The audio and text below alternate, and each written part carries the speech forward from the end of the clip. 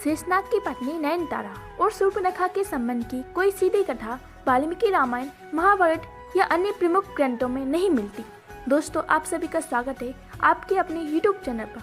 आज हम जानने वाले हैं कि शेषनाग की पत्नी नयनतारा कैसे बनी शूर्पणखा। दोस्तों, अगर आप इस चैनल पर नए आए हो तो हमारे चैनल को सब्सक्राइब करके एक बार प्रेम से लिखिए राधे राधे। पौराणिक कथाओं के अनुसार शेषनाग जो भगवान विष्णु के अनन्य सेवक और सहायक हैं, तो उन्होंने कई अवतार में महत्वपूर्ण भूमिका निभाई है। शेषनाग जी का विवाह देवी नयनतारा जो कि नागलोक की कन्या थी, जिन्हें नाग कन्या भी कहा जाता था। नयनतारा को पवित्र, करुणामयी, आध्यात्मिक गुणों से परिपूर्ण बताया गया है। वह शेषनाग की सहधर्मिणी थी।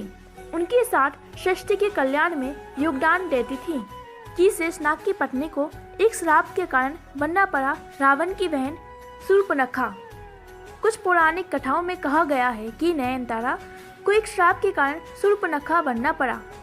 नयनतारा ने किसी कारणवश एक ऋषि या देवता का अपमान कर दिया। पौराणिक ग्रंथों में ऐसे अक्सर प्रसंग मिलते हैं जहाँ अहंकार या अज्ञानवश कोई महान पात्र ऋषि देवताओं को कष्ट पहुँचाता है। इसी कारण से उन्हें श्राप मिलता है। किसी ऋषि या देवी के श्राप के चलते नयनतारा को शूर्पणखा के रूप में जन्म लेने का श्राप मिला। श्राप में यह कहा गया कि उन्हें राक्षसी रूप में जन्म लेना होगा और उनके जीवन में दुख, अपमान का सामना करना पड़ेगा। अक्सर ऐसे श्रापों के पीछे एक उद्देश्य छिपा होता है। यह संभव है कि शूर्पणखा के माध्यम से रामायण की घटनाओं को आगे बढ़ाना हो और धर्म की स्थापना करना उस श्राप का प्रमुख हिस्सा रहा हो। श्राप के कारण नयनतारा ने रावण के परिवार में जन्म लिया और शूर्पणखा कहलाने लगी। उनके जीवन का स्वरूप और व्यक्तित्व राक्षसी प्रकृति का हो गया।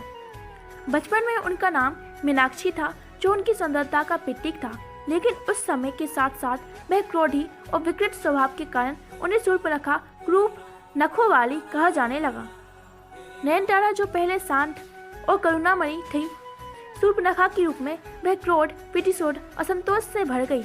लेकिन यह भी संभव है कि उनके जीवन में आए अपमान, अस्वीकृति ने उनके इस रूप को और भी ज्यादा प्रबल किया हो।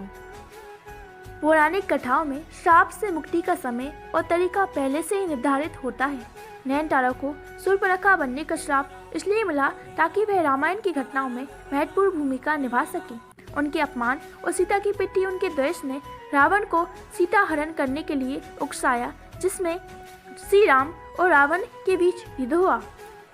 रावण के अंत और रामायण की घटनाओं के बाद शूर्पणखा को अपने पूर्व जन्म नयनतारा की स्मृति वापस मिल गई और उन्हें श्राप से मुक्ति मिली। यह मुक्ति उनके पिछले जीवन के पुण्य, उनकी आत्माओं की शुद्धि के कारण संभव हुई। नयनतारा से शूर्पणखा बनने की कथा यह सिखाती है कि अहंकार या क्रोध के कारण जीवन में कठिनाइयां आ सकती हैं।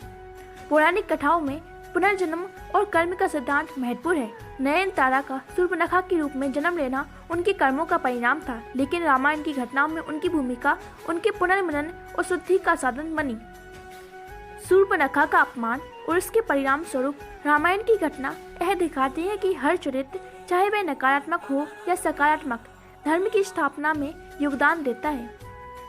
यह कथा हमें यह समझने में मदद करती है कि हर घटना के पीछे कोई ना कोई उद्देश्य होता है। जैसे कि हमारे जैसे कर्म होंगे उसी के अनुसार हमें फल मिलता है, और कैसे कर्म और श्राप के माध्यम से आत्मा की प्रगति और धर्म की स्थापना भी संभव है। दोस्तों, आप सभी को ये वीडियो कैसी लगी हमें कमेंट करके बताएं, और ऐसी ही वीडियो देखने के लिए हमारे चैनल को सब्सक्राइब करना ना भूलें। राधे राधे।